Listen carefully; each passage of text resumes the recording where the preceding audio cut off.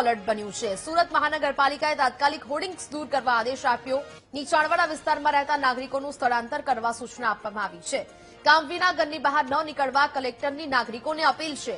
વરસાદની આગાહીને લઈને સુરતનું તંત્ર એલર્ટ બન્યું છે। સુરત મહાનગરપાલિકાએ તાત્કાલિક હોર્ડિંગ્સ દૂર કરવા માટે પણ સૂચના આપી દેવામાં આવી છે। નીચાણવાળા વિસ્તારોમાં રહેતા નાગરિકોને સ્થળાંતર કરાવવા માટેની અપીલ કરાઈ છે।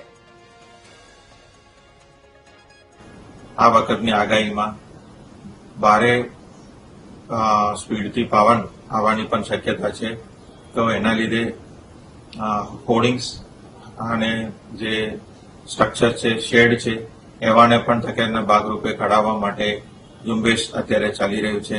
કન્સ્ટ્રક્શન સાઇટ ઉપર જે તકેદારી કરવાનું છે, ત્યાંના વ્યવસ્થાઓ, ત્યાંના મશીનરી છે, એને સેફ સ્થિતિમાં લાવવાનું પણ સૂચનાઓ તમામ બિલ્ડર્સને આપવામાં આવેલી છે।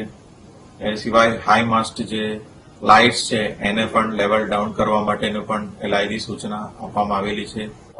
આજે ઓરેન્જ એલર્ટ, આવતીકાલે રેડ એલર્ટ અને 1 તારીખે ફરીથી ઓરેન્જ એલર્ટની ભારે પવન સાથે વરસાદની આગાહી સુરત જિલ્લામાં કરવામાં આવી છે।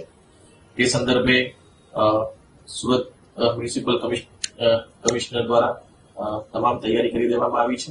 સાથે સાથે જિલ્લાની અંદર જિલ્લા વિકાસ અધિકારીશ્રી દ્વારા પણ તમામ તાલુકા વિકાસ અધિકારીઓને એલર્ટ કરવામાં આવ્યા છે। એ સાથે સાથે પ્રાંત અધિકારીશ્રી અને મામલતદારશ્રીઓને પણ એલર્ટ કરવામાં આવ્યા છે।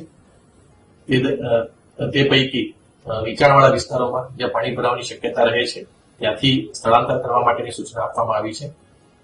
સાથે સાથે આ વખતે ભારે પવન પણ સાથે આવવાની શક્યતા છે, તેથી જેટલા પણ લૂઝ સ્ટ્રક્ચર્સ છે તેને પણ ઉતારી દેવા માટે, હોર્ડિંગ્સ ઉતારી દેવા માટે તમામ નગરપાલિકાઓને પણ જાણ કરવામાં આવી છે। ભારે વરસાદની આગાહીને લઈને તંત્ર એલર્ટ બન્યું છે। સુરત મહાનગરપાલિકાએ તાત્કાલિક હોર્ડિંગ્સ દૂર કરવા આદેશ આપ્યો। નીચાણવાળા વિસ્તારમાં રહેતા નાગરિકોનું સ્થળાંતર કરવાની સૂચના આપી છે। કામ વિના ઘરની બહાર ન નીકળવા માટે કલેક્ટરની નાગરિકોને અપીલ છે। તો જ પ્રકારે આવતીકાલે પણ દક્ષિણ ગુજરાતના અનેક વિસ્તારોમાં એલર્ટ આપવામાં આવ્યું છે, ને જેને કારણે હવે તંત્ર એલર્ટ બન્યું છે।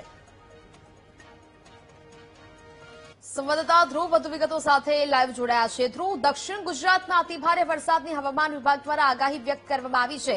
ગઈ વખતે જ સુરતમાં પરિસ્થિતિ સર્જાઈ, ખાડીપુરને કારણે અનેક લોકોની સ્થિતિ દયનીય બની હતી। આ વખતે હવે તંત્ર એલર્ટ બનીને સાવચેતીના પગલાઓ લઈ રહી છે। અત્યારે તંત્ર કેવી રીતે એલર્ટ છે, ધ્રુવ? બિલકુલ, જે રીતે અત્યારે સુરતમાં હાલ હવામાન વિભાગે આગાહી કરી છે અને હવામાન વિભાગની આગાહીને પગલે સુરત ની જે આખી સ્થિતિ છે તેને લઈને હવે ભારે પવન સાથે વરસાદ ફૂંકાઈ શકે છે। ત્યારે જે મોટા મોટા હોર્ડિંગ્સો છે તે હટાવવાની કામગીરી કરાઈ છે। કઈ રીતની કામગીરી લેતા પતરાના શેડ કે એવા ખાસ કરીને ઉડી જવાની સંભાવના રહેલી હોય છે, તો ત્યાં પણ આપણે સૂચના આપી છે। અને અત્યારે જે પણ ત્યાં વસવાટ કે કઈ ચાલુ હોય તો અત્યારે હાલ 2 દિવસ પૂરતો જે જોખમી લાગતા હોય એવા સ્ટ્રક્ચરોમાં બંધ કરવાની સૂચના કઈ રીતની અપાઈ છે? સૂચના શું અપાઈ છે? અત્યારે સૂચના ખાસ એ અપાઈ છે કે જે પણ આપણે વાવાઝોડાને ધ્યાને લઈને જે પણ ટેમ્પરરી સ્ટ્રક્ચરો છે ખાસ તે બંધ કરાવવામાં આવ્યા છે। જેવા ખાસ કરીને ટર્ફ ક્રિકેટ ને ચાલતા હોય, જે આપણે પતરાના શેડમાં કે એ રીતના હોય તો એ પણ બંધ કરાવવામાં આવ્યા છે। અત્યારે સૂચના આપી છે। તેમજ નીચાણવાળા જે વિસ્તારો છે તેમને પણ એલર્ટ કરવામાં આવ્યા છે।